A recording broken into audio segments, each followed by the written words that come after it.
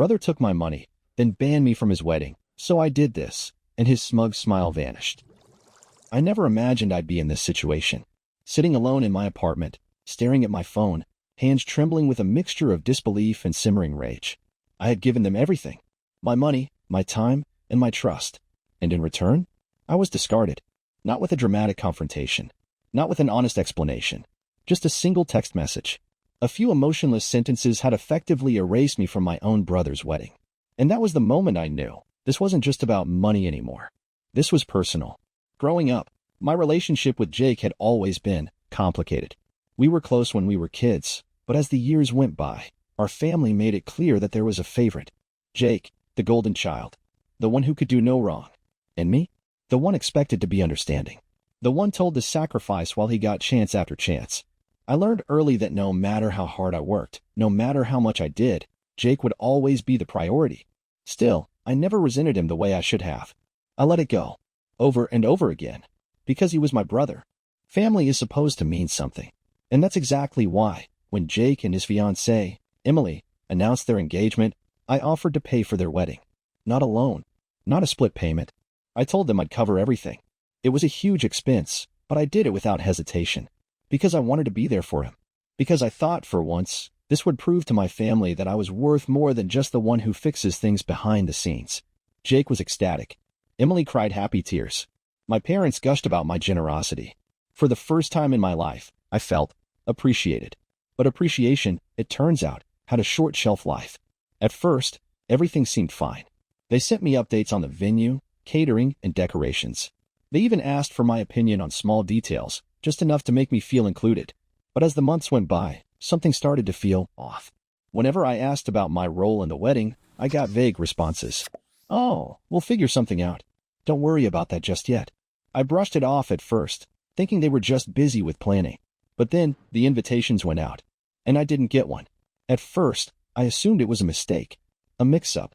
Maybe they were planning something special for me, a different invitation, a different role. Then, one evening, my phone buzzed. A message from Emily. "Hey, just wanted to let you know we've decided to keep the wedding small and intimate. We hope you understand. Thanks again for everything." I read it 3 times, convinced I had misunderstood. Small and intimate? I was literally paying for the entire wedding. I immediately called Jake. No answer. I texted him, trying to stay calm, asking what was going on. Hours passed. Finally, a reply. "Look, we just don't think you fit the vibe of the wedding. It's nothing personal. Hope you're not mad." Nothing personal. I wasn't mad. I was fuming. For a long time, I just sat there, staring at my phone. I should have seen this coming. I should have known better. But some naive, hopeful part of me had actually believed that this one time, I would be treated like family. I called my parents, expecting outrage, expecting them to stand up for me. But when my mother picked up, her voice was calm. Too calm. "Oh, honey, just let it go. It's their special day. You don't want to make things awkward, do you?" That's when I knew. They had known all along. They knew, and they didn't care. And just like that, everything became clear. I was on my own, and I had a decision to make. I wasn't going to beg. I wasn't going to cry or try to guilt-trip them into including me. No, that's exactly what they expected me to do. Instead, I was going to be smart about this. I had spent months watching Jake and Emily plan this wedding, covering every single deposit, the venue, the catering, the decorations, the photographer. And since I had paid for everything, that meant one very important thing. Everything was still in my name. I took a deep breath, my anger cooling into something sharper, more calculated. The wedding was a few weeks away. That meant I had time. Time to make sure that when the big day arrived, things wouldn't go exactly as they had planned. I scrolled through their social media posts, scanning the comments. Sure enough, their small and intimate wedding wasn't small at all. Dozens of people were talking about how excited they were to attend, friends, extended family members, and even coworkers. So, I didn't fit the vibe, but they did. That was all the confirmation I needed. I exhaled, setting my phone down. Then I opened my laptop, pulled up my emails, and started making a few phone calls. The first number I dialed? The venue. A polite woman answered, her voice warm and professional. "Hello, this is Willow Crest Events. How can I assist you?" I smiled, keeping my tone just as pleasant. "Hi, I'm calling regarding the wedding booked under my name for Jake and Emily on the 17th. I need to discuss some changes." "Of course. What changes would you like to make?" I let the silence stretch for a second, Then, with the calmest voice imaginable, I said, "I'd like to cancel the booking entirely." There was no hesitation on my part. The second I confirmed the cancellation, the woman on the phone paused, likely checking the system to make sure she had heard me correctly. "Just to confirm, you'd like to cancel the entire event for that date?" I didn't blink. "Yes." A soft clicking sound followed as she typed something into her computer. "Understood. Since the full payment was made up front, you are eligible for a partial refund. Would you like that processed back to your account?" That was tempting, but I had a better idea. "No, I'd like to donate the reservation to a local charity. Maybe a smaller wedding for a couple in need." There was a pause on the other end of the line before she replied, her voice carrying a hint of admiration. "That's very generous. I'll reach out to our partnered organizations and arrange for the transfer." I thanked her, hung up, and leaned back in my chair. Step 1? Complete. The next calls went just as smoothly. Catering? Cancelled. Decorations? Cancelled. Photography? Cancelled. Every vendor, every detail, every meticulously planned element of Jake and Emily's perfect wedding wiped away with just a few conversations. The best part? Since everything was booked under my name, the cancellation notices wouldn't be sent to them. They wouldn't know a thing. Not yet. And that was exactly how I wanted it. As I went through the list, a twisted sort of calm settled over me. This wasn't revenge. Not exactly. It was balance. For once, I wasn't the one getting walked over, the one left behind while everyone else got what they wanted. For once, I was the one making the decisions. And what if Jake and Emily didn't want me to be a part of their wedding? Then there wasn't going to be a wedding at all. I spent the next week waiting for the chaos to begin. Every time my phone buzzed, I half expected it to be Jake, screaming down the line, or my mother, trying to smooth things over with her usual soft-spoken manipulation. But silence stretched on, and that's how I knew. They still had no idea, which meant the real fallout would happen on the day itself. The morning of the wedding arrived. I imagined the scene at the venue, Emily in her dress, guests arriving, my parents laughing with their friends, Jake standing there, smug as ever, basking in the attention. All of them believed, up until the very last second, that everything was going exactly as planned. Then, the unraveling. The moment when the staff tells them there's no event scheduled, when the caterers don't show up, when the decorations aren't there, when Emily, so used to getting everything handed to her, realizes her dream wedding has turned to dust. And all of it, every last bit of it, would lead back to me. I didn't need to be there to see it happen, but I still wanted a front row seat. So I waited. And sure enough, it came. The first call was from Jake. I let it ring. Then another. And another. Then my mother. Then my father. Then Emily. My phone vibrated relentlessly, messages popping up one after another, filling my screen with pure panic. And still, I didn't answer. I let them simmer. Let them stew in the mess they created. It wasn't until the 10th missed call that I finally picked up. I didn't say anything at first. I wanted to hear his voice first. And when he finally spoke, it was exactly as I expected, furious, breathless, like he had just finished running through hell itself. "What the hell did you do?" I could almost hear Emily in the background, crying, my mother's voice trying to calm her, my father barking orders at the staff. I leaned back in my chair, completely at ease. "Sorry, I don't think I fit the vibe." Silence. Not long, but long enough to tell me that my words had hit exactly where I wanted them to. Then he exploded. "Are you kidding me? You ruined everything.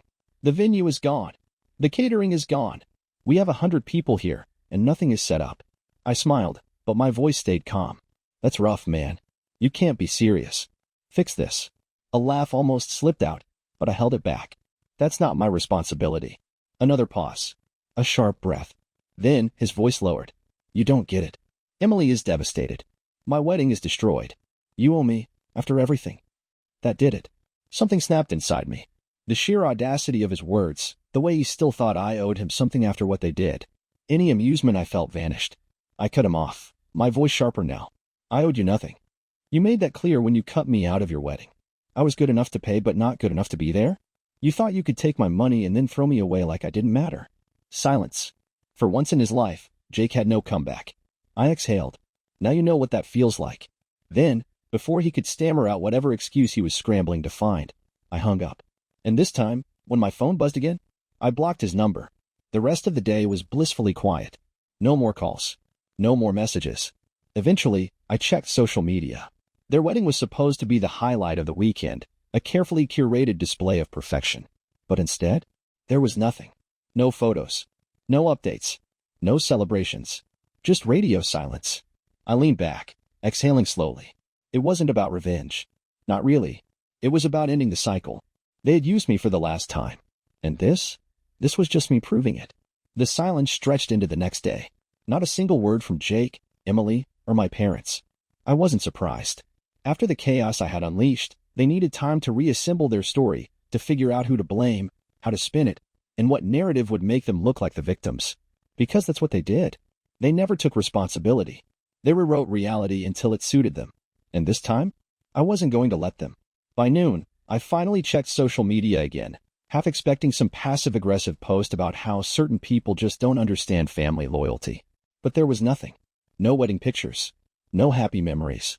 No desperate attempt to pretend that everything had gone as planned. The wedding had been completely erased, as if it had never even existed. It wasn't long before my mother finally reached out. A single text message. "We need to talk." I stared at the screen, knowing exactly what that meant. She wasn't furious like Jake. She wasn't sobbing like Emily.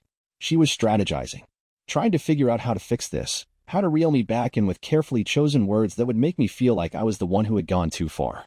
For years, I had fallen for that. For years, I had let my mother twist reality, make me feel like every slight against me was my fault, like I was always just overreacting, misunderstanding, expecting too much. But not this time. This time, I was ready. I called her back. She answered on the first ring. Her voice was measured, almost gentle, as if she were speaking to a child who had thrown a tantrum. "Sweetheart, I don't understand why you did this." A familiar script. I let her sit in silence for a moment before answering. "I think you do." She exhaled sharply. "We didn't want to hurt you. But canceling the entire wedding? That was cruel." Cruel. I almost laughed. "And what you did wasn't?" A pause. Not long, but long enough for me to know I had thrown her off her game. Then, her voice softened even more. "We were just trying to do what was best for everyone." A classic deflection. No acknowledgement of what they had done. No ownership of their actions. Just the same tired excuse, wrapped in a pretty bow. But I wasn't playing along anymore. "You all used me." My voice was calm, even. "You took my money, let me believe I was part of something, and then threw me away when you were done." "That's not true." I cut her off. "It is true. And now you're mad that I didn't just accept it." Silence. For once, my mother had no response. After a long pause, she tried a different approach. "Jake is devastated. Emily is inconsolable. Do you really want this to be how we remember this event?" There it was. The guilt trip. The subtle push toward an apology that would undo everything. But I had spent years cleaning up their messes. I wasn't going to start now. "I don't care how you remember it," I said. "You all made a choice. I just made one too." Another sharp inhale. Then, her voice hardened. "You've made your point. Now fix this." As if I was the one who had caused the problem. As if it was still my responsibility to clean up their mistakes. I let out a slow breath, forcing myself to stay calm. "No." She wasn't expecting that. "No." I could almost hear the disbelief in her voice. As if the idea that I could refuse her was completely foreign. "No." I repeated. "I'm done. You all can figure this out yourselves." And then, before she could speak again, I ended the call. And this time, I didn't feel a single ounce of guilt. I expected the fallout to be immediate. It wasn't. Instead, there was nothing. No texts. No calls. No messages begging me to reconsider. Just pure, suffocating silence. I didn't check in. Didn't ask how they were handling it. Because the truth was, I already knew. They weren't mourning the wedding. They were mourning their control over me. And that was something they'd never get back. Silence is a funny thing. At first, it feels unnatural, like an open wound waiting to be stitched shut. But given enough time, it becomes something else. A shield, a refuge, proof that you've finally escaped the noise. For the first time in my life, I wasn't waiting for their approval. I wasn't checking my phone, hoping for a sliver of recognition, a last-minute show of regret. I had done what they never expected. I had walked away. And now, the only thing left to do was see how far they would go to pull me back. A week passed. Then two. I lived my life uninterrupted, free of obligations I had never agreed to in the first place. And yet, I knew this wasn't over. My family didn't let things go. They weren't wired that way. They were simply waiting, recalculating, strategizing, figuring out how to reshape the story so that I was the villain and they were the ones left picking up the pieces. It was only a matter of time before they found a way to strike back. And when they finally did, they made sure to make it personal. One afternoon, I stopped by a coffee shop near my apartment. A rare day off, free of stress, free of reminders of my family's mess. At least, until I heard my name. I turned, and there, standing by the counter, was my cousin, Nathan. I hadn't spoken to him in over a year, not because we were on bad terms, but because he had always existed on the outskirts of the family drama, never fully engaging, never taking sides. But the look on his face told me that it changed. He hesitated before approaching, coffee cup in hand. "Hey, man." His tone was careful. Too careful. I didn't trust it. Still, I nodded. "Hey." He exhaled, rubbing the back of his neck. "I'm guessing you haven't seen the post." The words sent a cold ripple through me. "What post?" Nathan sighed, pulling out his phone. He scrolled for a few seconds, then turned the screen toward me. And the second I saw it, my stomach dropped. It was a long, emotional post from my mother, buried between shared recipes and old family photos. A carefully crafted sob story, written not for me, but for an audience that didn't know the full truth. It's heartbreaking when family turns their back on you. After everything we've done, after years of love and sacrifice, some people still choose selfishness over loyalty. We never imagined our flesh and blood would be the reason our son's wedding was ruined. But I suppose money changes people. She had done it. She had turned the narrative against me. And the comments were exactly what I had expected. "I'm so sorry you're going through this. Some people just don't appreciate family. He was always different. Always distant. You deserve better. I can't believe he would do this to Jake. To you. Stay strong." The story had been rewritten completely. I wasn't the one who had been cast aside. I was the one who had betrayed them. And the worst part? It was working. Nathan shifted uncomfortably as I stared at the screen, my jaw tightening. "I just thought you should know," he muttered. "Before you see it from someone else." I nodded, handing him back the phone. I should have been furious. I should have been ready to fire back with the truth, to drag out the receipts and expose every lie my mother had carefully woven. But instead, I just felt tired. Because I knew, no matter how much proof I had, no matter how many times I replayed the facts, it wouldn't change anything. People believe the story they want to believe. And my family had made sure that the story wasn't mine to tell anymore. Nathan hesitated. "Are you going to say something?" Really thought about it. I could post screenshots, call them out publicly, force them to acknowledge the truth. But what would that accomplish? Would it make them apologize? No. Would it make them regret what they had done? No. Would it bring me any peace? Absolutely not. I took a slow breath, shaking my head. "No," I said finally. "They can have their story." Nathan frowned. "So you're just going to let them get away with it?" I exhaled, glancing down at my coffee, watching the steam curl into the air. "No," I muttered. "I'm just going to let them live with it." Because in the end, they weren't hurting me anymore. They were hurting themselves. I left the coffee shop, the weight in my chest lighter than I had expected. They had told their version of the story. But that was all it was. A version. It didn't change the truth. And it sure as hell didn't change the fact that I was done being part of it. Distance didn't erase everything. It didn't undo the years I had spent bending over backward for them. It didn't wipe away the memories of sacrifice, the countless times I had put my family first while they took me for granted. But it did something else. It gave me clarity. For the first time, I saw them for who they were. Not the warm, loving family they pretended to be in holiday pictures. Not the unbreakable unit they presented to outsiders. They were users. And now that I was no longer useful, I was the enemy. The fallout from my mother's post didn't take long to reach me. Cousins, old family friends, and even people I barely spoke to started messaging me. Some out of curiosity, some out of judgment, all wanting to hear my side of the story. I ignored most of them, because it didn't matter. They had already made up their minds. To them, I was the selfish one, the one who had ruined a perfectly good wedding out of spite. And no amount of truth was going to change that. Then, one evening, I got a message that stood out. Not from a distant relative, but from Emily. It was short, cold. "You destroyed my life. I hope you're happy." I stared at the words, my grip tightening around my phone. Destroyed her life? Funny. I had given her and Jake everything. Financed the very event they had decided I wasn't worthy of attending. And the second I took that away, I was the villain. But I didn't reply, because nothing I said would matter. People like Emily didn't reflect. They just found new people to blame. Jake, however, wasn't finished. His first attempt at reaching me had been fueled by panic and anger. Now, he had shifted into something more calculated. The next time he called, I almost didn't pick up, but something in me needed to hear what he had to say. So I answered. His voice was quiet, almost composed. "You really did it, huh?" I didn't respond. He let out a slow exhale. "I don't get it. You could have just talked to me. You didn't have to nuke the whole thing." I almost laughed at that. Talk. I had tried to talk. I reached out when I saw the guest list. I had asked for an explanation, a chance to understand why they had cut me out. and they had ignored me. They had treated me like a wallet, not a brother. Now that everything had blown up in their faces, he wanted to talk? Too late. I finally spoke. You want to know the worst part? A pause.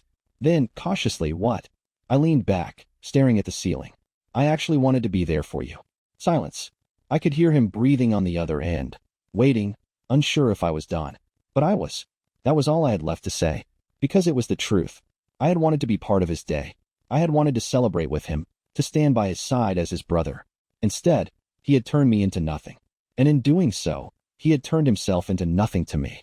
I ended the call, blocked his number, and this time, I knew I'd never hear from him again. I spent the rest of the night in silence, absorbing the finality of it all. Jake was gone. Emily was gone. My parents, despite their best attempts to guilt-trip me, had lost their hold on me. And I didn't regret a damn thing. For once, I had chosen for myself. And no amount of their rewritten history would change that. Some endings happen all at once. A single moment, a single decision, and everything is different.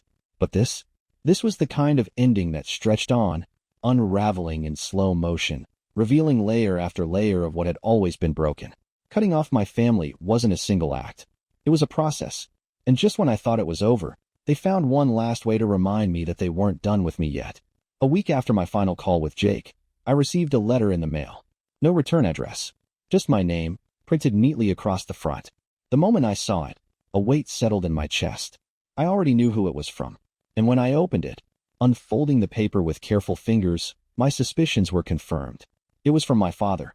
His words were brief, calculated. Jake's wedding was supposed to be a moment of unity. You turned it into a spectacle. Your actions were selfish, and you've humiliated this family beyond repair. We had hoped that you would grow past this childish need to punish us. Clearly, we were wrong. If you continue down this path, don't expect us to be here when you come to your senses. There was no anger in his words, just control. A final attempt to set the terms, to make it clear that I was the one who had ruined everything, that I was the one who needed to apologize. Even now, after everything, he still believed I would come crawling back, that I would choose them over myself. That was his mistake, because I had nothing left to give. I didn't respond. I didn't need to. This wasn't a conversation. It was a power play, one last attempt to make me doubt myself, to twist the knife and remind me that, in their eyes, I would always be the problem. But for the first time, his words held no weight. They were just empty threats from a man who had already lost. I burned the letter. I watched the paper curl and darken, the edges crumbling into ash, the words dissolving in the flickering light. And as the last ember faded, I felt something shift. I had spent my entire life trying to earn a place in a family that had never truly wanted me. Now, I was finally letting go, not just of them, but of the version of myself that had needed them to love me. That person was gone, and in their place stood someone stronger, someone who would never let them take another piece of me again. The past doesn't disappear just because you walk away from it. It lingers in the quiet moments, in the spaces where old wounds used to be. I had cut my family out of my life, but they had lived under my skin for so long that I wasn't sure who I was without them. That was the hardest part, not the anger, not the betrayal, but learning how to exist without the weight of their expectations pressing down on me. For the first time in years, my life was my own. No more answering to Jake. No more playing the role of the forgotten son while they lavished him with praise. No more picking up the pieces every time they made a mess of their own lives. I had stepped off the path they had built for me. And the strangest part? Nothing was waiting for me on the other side. No roadmap. No guide. Just possibility. It was terrifying. And it was liberating. I stopped checking their social media. Stopped wondering what they were saying about me. Because it didn't matter anymore. They had told their story. But I had walked away from it entirely. And I was never going back. Months passed. The silence stretched on, and eventually it became comfortable. No more unexpected calls. No more passive-aggressive messages. Just peace. And then, one day, out of nowhere, a single text. An unknown number. Hope you're doing well. No name. No context. Just a quiet, meaningless message from someone who had once believed they owned me. I didn't respond. Not because I was angry. Not because I wanted revenge. But because I had nothing left to say. Some bridges don't need to be burned. They just need to be left behind. I stepped outside, breathing in the crisp evening air. For years, I had been trapped in a cycle I didn't even realize I could escape. But now, I was finally free. Not just from them, but from the version of myself who had once needed them to love me. And that was the best ending I could have ever asked for.